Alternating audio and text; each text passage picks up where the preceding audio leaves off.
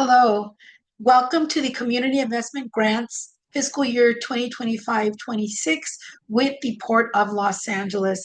My name is Cecilia Moreno. I'm the Director of Community Relations, and it'll be my pleasure today to walk you through the Community Investment Grant Program, the application process, and cover some questions that usually come up as it relates to the Community Investment Grant Program.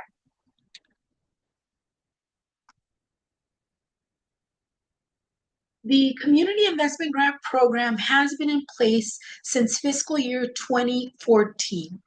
Prior to that, the PortofLA had a sponsorship program, but it was not structured in the same format. And what we believe this program now offers is a more transparent and opens up the opportunity for all nonprofits that are able to align themselves with our program goals and demonstrate a nexus that are able then to consider applying and securing grant funding that will then allow us, the PortofLA, to be a partner with the local organizations, nonprofit organizations that serve the surrounding communities.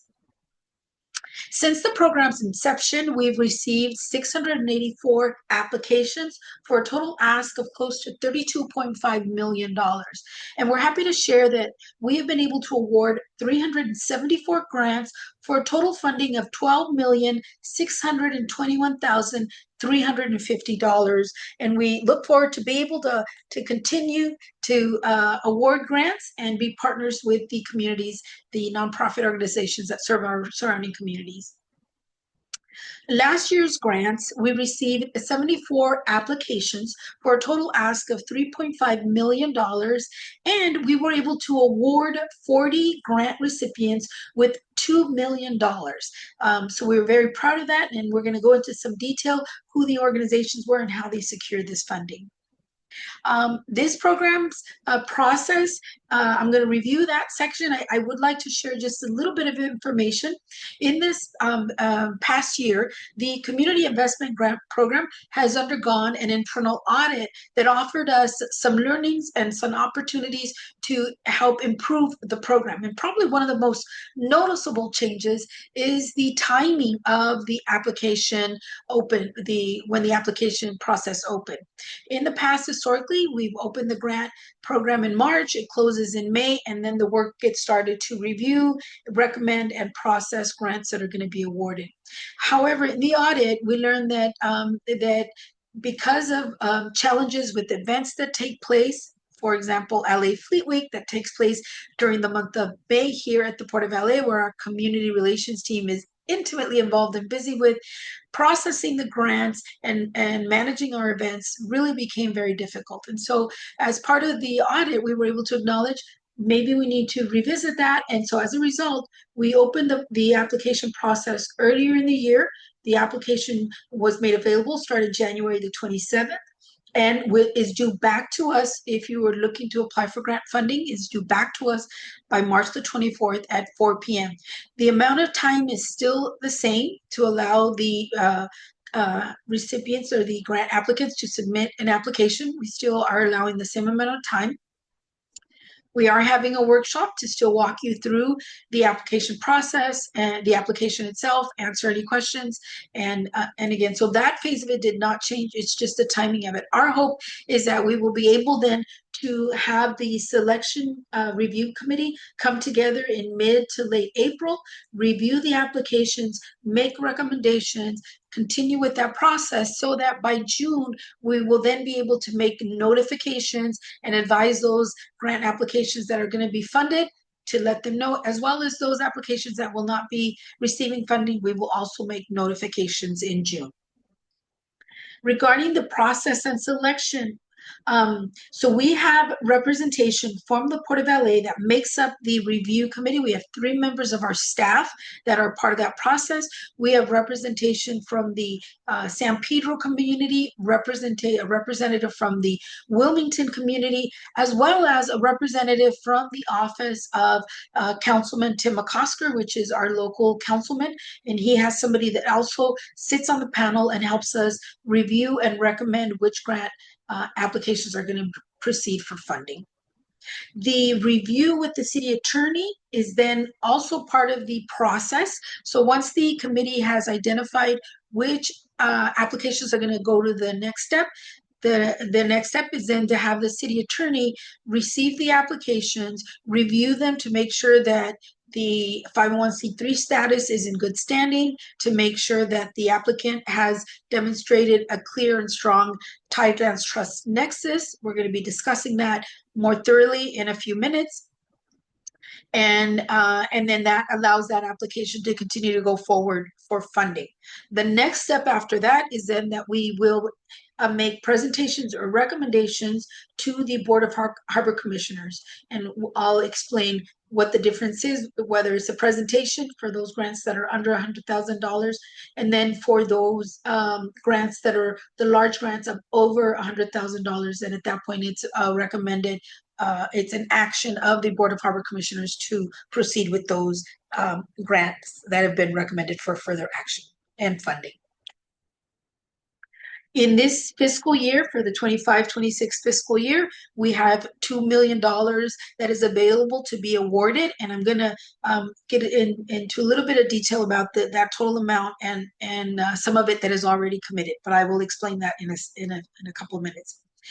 So the program, project, or events that you are considering applying for must take place between July 1 of 2025 and be completed by June 30th of 2026 without exception. And the reason I want to clarify that a little bit is in years past, especially because we were coming out of COVID, the Community Investment Grant Program was able to be a little more flexible, and we allowed for some exceptions to extend the deadline beyond the June 30 date to complete the project or program or event that was receiving funding. Again, because we were coming out of COVID, it was harder to get supplies, to secure venues, and just different things were a little more challenging. That isn't the case anymore. And so when you are thinking about your event, program, or project, please keep in mind that it must take place after or by July 1, and it must be completed by June 30th of 2026. There are two categories of grants available. There's the general grants, which are those grants that are under $100,000. And then there are the large grants that are over $100,000. And the large grants, for your awareness, are also grants that have the option to be renewed for a second year.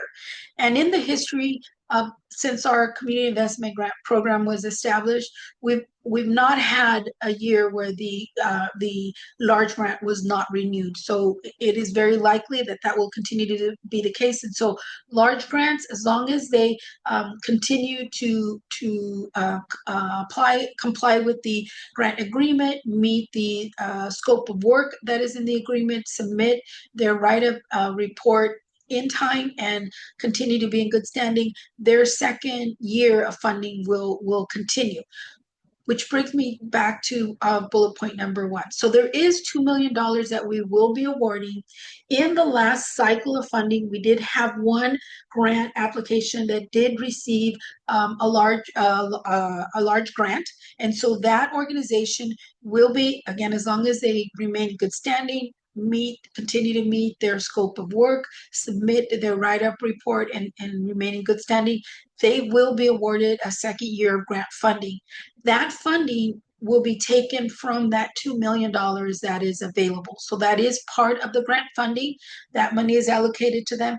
And then the remainder of the balance is then up for this grant cycle for applicants to apply for.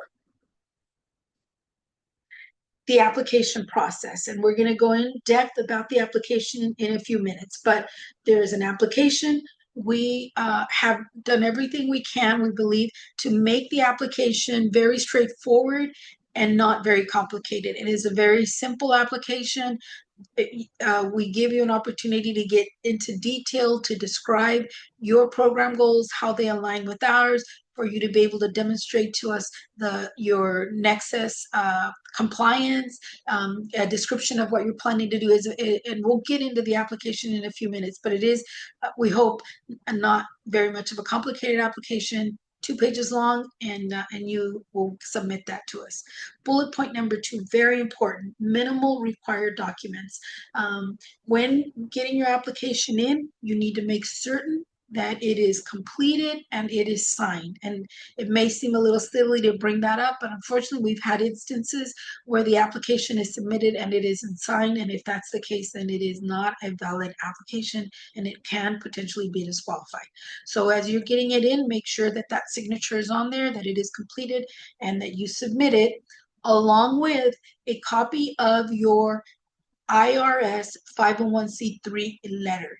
And that is has been an issue for some applicants in the past, a reason for disqualification. So I want to make sure that it's very clear that your application needs to have a copy of the federal letter that identifies your 501c3 status. Submitting the documentation from the state of California that demonstrates you're a nonprofit is not sufficient. It has to be your IRS letter that is accompanying your application along with the budget. So let me speak to the budget a little bit. So in the budget, you need to make sure that what you submit is the budget that is for the program, event, or project that you are seeking funding for. In instances in the past, we've had organizations submit their operational budget, which doesn't help when the committee is reviewing it, because in order to understand what you're applying for, we need detailed information of what this grant application is for. So if you are applying for an event, project, or program, you want to provide a very detailed budget of what are the expenses to pull off this event, project, or program, and you want to itemize what those expenses are. And I'm going to go into detail further down why that's going to be important. But if you forget to submit a budget with your application will be disqualified. So keep that in mind. And then, as I had mentioned previously, the committee will come together, review the applications, and then decide and recommend which applications are then going to the next step, which is then the review from the city attorney. Now, this piece of it is very important, so I invite you right now to start thinking about your event, program, or project and identifying how that event, project, or program aligns with the community investment grant goals, and they are before you now. So it's very important in the application, there will be a section where you will identify how your program, event, or project aligns with some or all of the program goals listed. And so we're going to go through them quickly. So our goal is to promote the LA waterfront in San Pedro and Wilmington as an active visitor destination for the benefit of the state of California. So think about your program, event, or project and the whole region wide. It's not just San Pedro, Wilmington. It's far, far more than that. So keep that in mind. Our goal is to promote the Port of Los Angeles and the maritime commerce and port-related jobs that are generated here, to address impacts of the Port of Los Angeles and maritime operations on surrounding communities, including health, aesthetic, and environmental impacts. Our goal is to promote and implement sustainable practices for preservation and conservation of natural resources in the port environment, including renewable energy, water, air, wildlife, and biological resources here at the Port of LA, and to provide education, training, and/or workforce development in the areas of fishing, shipping, international trade and maritime industry, marine-related sciences and technology, port and maritime history, and port and maritime-related safety and emergency management. So again, as you're thinking about your program, event, or project, and what the goals are of that, you want to identify how they align with the program goals of our grant program, and then it will be up to you to describe that in the grant application. Now, this is a very important part of the grant application, and probably one of the most critical and difficult in many cases for organizations, for nonprofit organizations, to to understand. So I'm going to spend a little bit of time on the Tidelands Nexus. So the funding for the grant programs are made through the Harbor Department's Harbor Revenue Fund. And there are restrictions as to how this funding can be spent. And so the grant proposals must be Tidelands Public Trust compliant. They need to comply with the Tidelands Public Trust and show a nexus and benefit that is being proposed, that your project, event, or program, and that the Harbor Department Trust is thoroughly described, that you spell it out very thoroughly in the section that is called Nexus Statement. There is a section in the grant application that you will have an opportunity to be able to demonstrate, to explain how your program, project, or event does comply with the Tidelands Public Trust. And so what complies, what meets those requirements. And so we're very grateful to the city attorney that has helped us narrow that down, because the trust itself is a very thick document with a lot of information. So they've helped us narrow down and identify what would qualify, what meets the Tidelands Trust compliance in order to receive community investment grant funding. And so those are navigation of the waters, maritime commerce, fishing, maritime environment, ecological preservation, marine-related scientific study, water-related recreation, and visitor-serving waterfront activities. So as you think about your program, project, or event that you are considering applying for funding, you need to identify which of these, hopefully it's more than one, and identify what you align with, what will get you that compliance. And in that nexus statement section of the application, you want to make your case for it. You want to spell that out and help the committee make that connection for you. Just being a good program, project, or event, unfortunately, is not enough. There must be a clear Tidelands nexus, and we leave that up to you to fill out that nexus statement section and provide us the in writing, help us understand what that nexus compliance is. It's a very important piece of the application, and it is thoroughly reviewed by the city attorney to make certain that there is a strong case for compliance, so that then the funding can go to that organization, to that project, event, or program. Now, the selection committee reserves the right to award up to the requested amount, and this bullet point ties back to that budget that is required, that we described in the minimal documents that accompany the application. So what this means is that your project, program, or event that you are applying for will include a budget, an itemized budget of what it will take to pull off your event, project, or event. You may not get the full funding. In fact, when the committee, selection committee reviews the application, they look to see who else believe in the cause of this organization, this event, this project, or program. Who else are partners? Who else is supporting this program? The port wants to be a partner with you, but we don't want to be solely responsible, or if you don't get the funding, the event, project, or program isn't happening. They do look at that. It is a competitive program, and so you really want to make a case for yours, and you want to give us opportunity to identify program pieces of your program, project, or event that we are able to fund. So you may not get the full funding. It is rare that the committee has awarded full funding. Usually they look at that budget and they see where we can align. We want to support this project, event, or program, and let's look at what sections of that budget we're able to fund. So that's something that's very important. So we reserve the right to award up to the requested amount. We reserve the right to disqualify applications that do not provide that 501c3 documentation.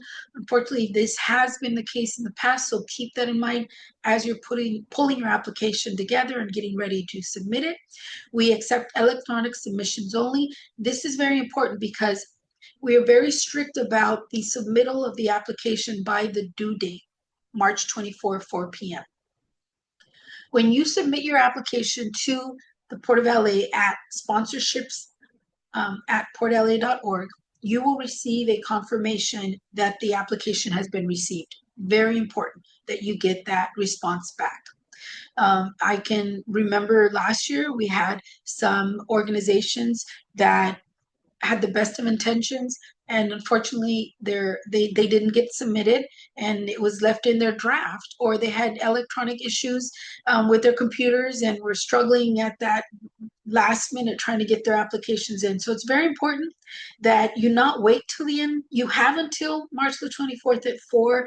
Highly recommend you don't wait till that moment to try and get it in, that you get your applications in early, and that you make certain that you get that acknowledgement email that your application has been received. You never know what kind of issues can come up at the last minute. Power goes out, your computer is just not cooperating. So we highly recommend don't wait till the end. Get it in as soon as you can, as soon as it's complete, as soon as you feel good about the application, get it in, submit it to us electronically, and make certain you get a application received email back from the sponsorships at PortofLA.org. Going back to, once again, iterating, we will disqualify late submissions. And then we will disqualify any new application of a past grantee who did not meet the agreement stipulations, or they did not submit a write-up report. Very important. Know that we provide to you a template for the write-up report. It is not complicated. It basically helps us understand the successes of your program, what you learned, your deliverables, a little bit of statistical information, some photos, just very important to document and to demonstrate that you fulfilled your end of the agreement. And so that write-up report is a critical piece of the application process. Some basic requirements. Again, the requesting organization must be a 501c3 and provide proof of that with that IRS letter. You will also be required to submit to us, when we requested, a W-9. There will be insurance requirements. I don't know what they are until we know what your event, project, or program will be. And so what will happen, we just want to make sure that you are aware that there is a section, there will be, depending on what your event, project, or program is, you will be required to have insurance. So you will know that the recipients, the grant recipients that are going to be awarded funding, you will know what that is and later down in the process. So once the selection committee has selected the applications that are going to be moving forward and receiving funding, and the city attorney has reviewed them for compliance with the Tidelands Trust and the 501c3 is all in order, one of the next steps is to have our risk management division will then get information on the grants that are moving forward, and they will then identify what insurance requirements will be. So it all depends. If your event is going to be held on Port of LA property, you may be required to have workers' comp insurance, liability insurance. There's different requirements that we will require of you. We won't know that until later down in the process, but we will communicate that to you as soon as we have that information back from our risk management. So it is an important part of the process, but we want to make sure that you are aware of that. And then the requesting organizations must have a City of Los Angeles business tax registration certificate number or exemption in order for the City of LA to pay out an invoice to submit it, to send out a check. They do require all vendors, and the nonprofits would be all under that category, to be registered with the Office of Finance. And so if your organization doesn't already have a BTRC, we highly recommend you start that process, because sometimes it does take a little bit of time to get it. We cannot pay out invoices without a BTRC. And something that is very important, when you're applying, or if you have one currently and there have been any changes to your organization, that you are certain that you have updated your information with the Office of Finance. That has been one of the hurdles that we've encountered quite a bit with many nonprofits that we are trying to process their invoices for, is that the information that you submit on your application, the name of the entity, the address, that information needs to be the same information that the Office of Finance has in the system that is reflected on your BTRC. The name of the entity, the address. When you give us a W-9, that has to be the same exact information. There cannot be any discrepancies. When you submit an invoice to us, the name of the entity, the address, the contact information, all of that needs to match up. Otherwise, there are delays in being able to process the payments. So keep that in mind. If you've made any changes to your entity, name changes, address changes, please make sure you update that with the Office of Finance and get confirmation in writing from them that the information has been updated, because that has been a hurdle in trying to get some of these invoices processed, is that there's discrepancies with the invoice, the W-9, the BTRC, and so we want to make sure that that is very clear. And want to highlight, the BTRC must be from the city of LA. It cannot be from other cities. The Office of Finance will require that it is a BTRC from the city of LA in order to be able to pay out the grant. And then the program, project, or event must show a clear nexus to the Tidelands Trust and stated port goals. So that's what we were reviewing a little while ago. We outlined what our program goals are. So as you think about your program, event, or project, that your goals, you match up, you align them with what our program goals are of the Community Investment Grant Program. And again, in that nexus statement section of the application, that you clearly outline what that nexus is for the community, for the review committee to read. And then the grants are for a single year only. However, large grants are for 1 year with an additional year option. And historically, that second year does happen. So if your grant is awarded over 100,000, you have the option to, you don't need to apply again. Your grant will be renewed as long as you continue to meet your grant agreement scope of work, as long as you submit to us your wrap-up report at the end of that last cycle, and as long as you continue to be in good standing with us, the large grant funding will renew for a second year. Now, continuing with the basic requirements, of course, there are some restrictions of what we are able to fund. And so the following requesters or recipients may not qualify for community investment grant funding. And those include individuals, political campaigns, groups that discriminate, religious organizations, groups with which the Port of Los Angeles is currently in litigation or which have sued the city or the Port of Los Angeles, and then unions representing City of Los Angeles employees. So if this is one of the categories for your organization, unfortunately, you will not qualify to receive community investment grant funding, and this is something that is very important to keep in mind. Now, let's discuss the timeline. So again, your application must be completed and signed and to us by 4 p.m. on Monday, March the 24th. We highly recommend you not wait till that moment to get it in. If you can get it in before that, it's better. You give yourself a little bit of leeway in case you got technical issues, your power goes out, or whatever the case may be. We highly recommend you not wait, but you have until 4 p.m. on March the 24th.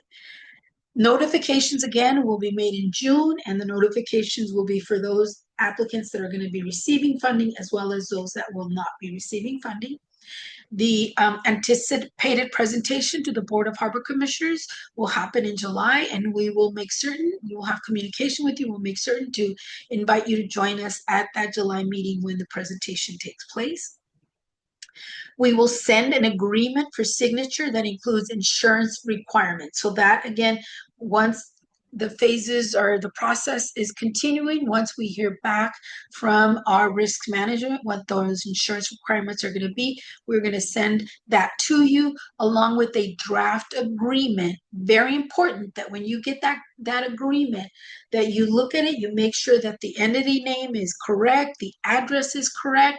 On that second page at the very top, the amount is correct. And then further down in the agreement, there will be a page that describes the scope of work. What are the deliverables? What are you committing to?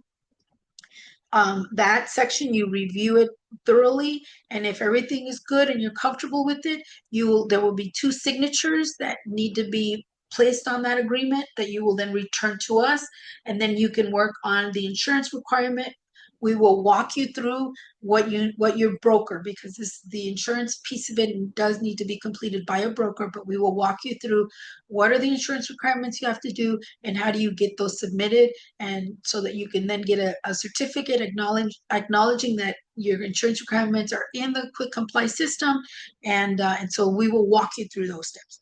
The invoices may be sent after the agreement is completely signed off and the dates are mutually agreed upon. And so what we mean by this, so you in bullet point number 4, you got the agreement, you reviewed it for the name, the address, the amount, the deliverables, the scope of work, everything is good. You sign it, you send it to us. Once we get it back, our city attorney will then review it again to make sure that those that are signing it are the legally binding members of your entity that can sign an agreement like this.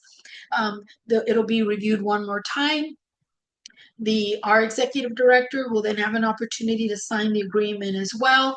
It is assigned an agreement number, and at that point, it is now an executed and final agreement.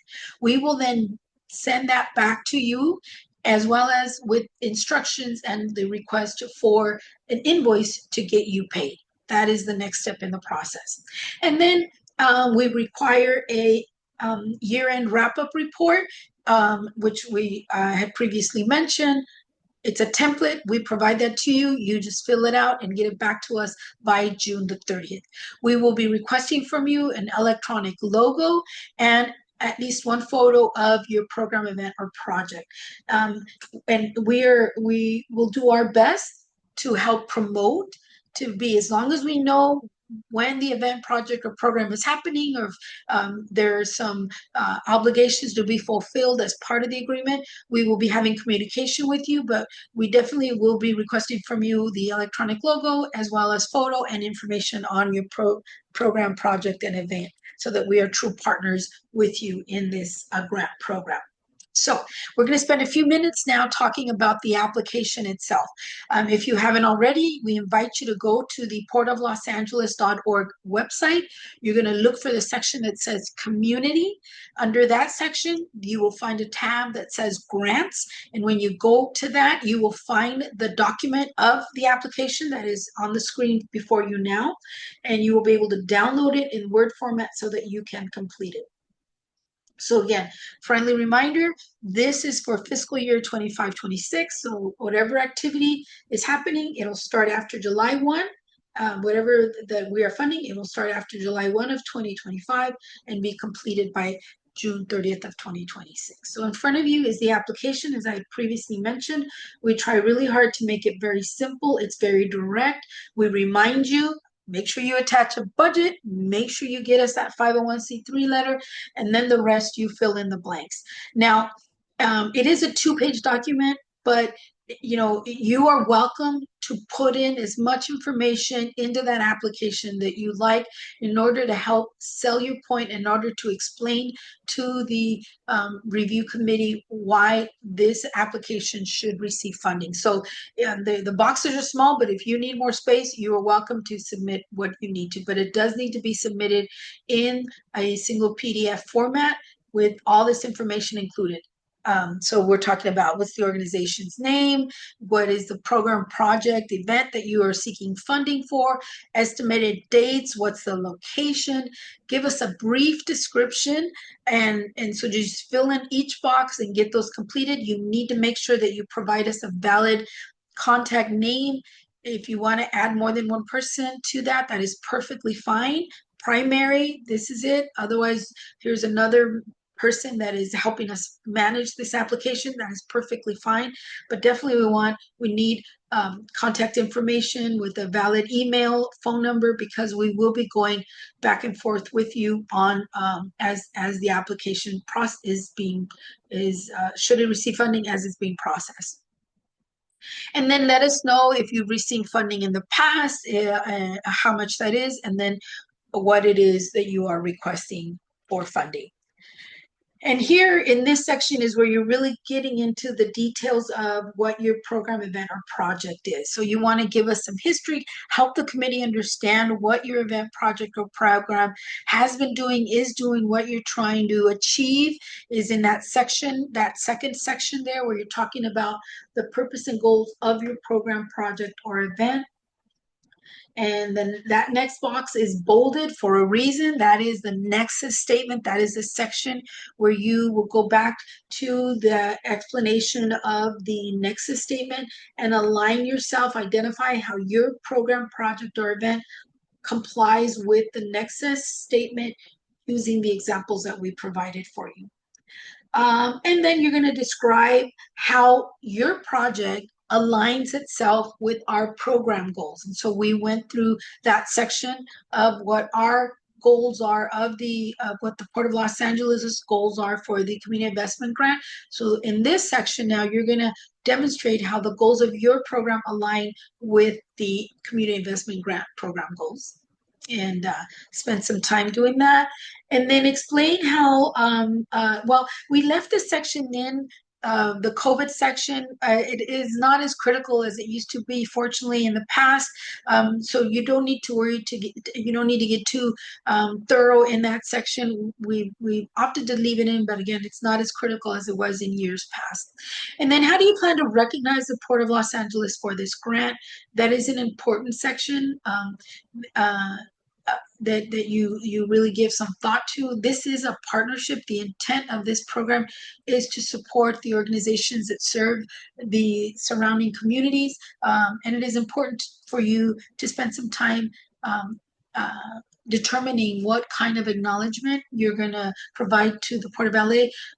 Some examples of that could be that you're going to include the Port of LA logo on your website. You're going to put a banner at your event thanking the Port of LA. You're going to invite, as part of your event, project, or program, you're going to provide a table of port staff or guests of the port to attend your event. Whatever the case may be, whatever you choose to be that recognition, you really want to outline that in this section of the application. And then, of course, how do you evaluate success of your program, event, or project? And so you want to explain to the review committee how you will evaluate the success of your program. And then finally, you want to make sure you sign that application, you date it, and you get it into us by 4 p.m. March 24th. You're going to email it to sponsorships@portla.org. You're going to put the subject line fiscal year 25-26 community investment grants, and you get it in. Highly recommend you don't wait until 3:59 on March the 24th. If you can, get it in. Once you're comfortable with it, get it in as quickly as you can and as early as you can. I want to share with you, these are some of the general grant recipients that are currently receiving Port of Los Angeles grant funding for fiscal year 24-25. And so we want to thank our partners. We're grateful to them for the opportunity that they've given us to be partners with us. And so they are successful grant recipients. Just want to make you aware in case you want to reach out to any one of them and ask them for some guidance. They are partners with us, and again, we are very grateful to them for the work that they do in the surrounding communities. Now, I'm going to now spend a few minutes addressing some questions that have come up in the past that will hopefully answer some of the questions that you are thinking about. Friendly reminder, if as you're filling out the application or you come across something you aren't certain about it, you are always welcome to email us at sponsorships@portla.org. There is a team of us on the community relations side that are monitoring that email. And if you have questions, you submit it to us, we will get back to you. So sponsorships@portla.org. That is also the email where you will be submitting your application. I'm also providing you my email, cmoreno@portla.org. If you have questions, you want clarification on something, you're welcome to email me as well. And so we want to wish everybody the best of luck as they get their applications completed and done. We look forward to reviewing them. We're excited for what new opportunities are out there for the Port of Los Angeles to have some visibility and some partnerships. Electronic copy of the application, 4 p.m. Monday, March the 24th. There's the email, and you want to include the subject line, fiscal year 25-26, community investment grants. So let me now just spend just a few more minutes talking about some frequently asked questions, and hopefully that'll address some questions that are out there. So one of them was, if I have questions, where can I send them? You can send them to sponsorships@portla.org. Is there a minimum or maximum that can be requested? No. We leave that up to you. We leave depending on what your event, project, or program is, you know what you need. So there isn't a minimum, there isn't a maximum. You know what grant funding we have available. We have 2 million minus what is going to be renewed for a second year, which is only one other grant that received that. Otherwise, the 2 million is out there for you to apply for. So we've given grants that start at 2,000 and on up. So it's up to you to apply for what you like. So there is not a minimum or maximum that can be requested. Another question that's come up is, does the event, program, or project, does it have to take place in the communities of Wilmington or San Pedro? The answer is no, it does not have to take place in Wilmington or San Pedro. The key there is that you're able to demonstrate that nexus, the Tidelands nexus.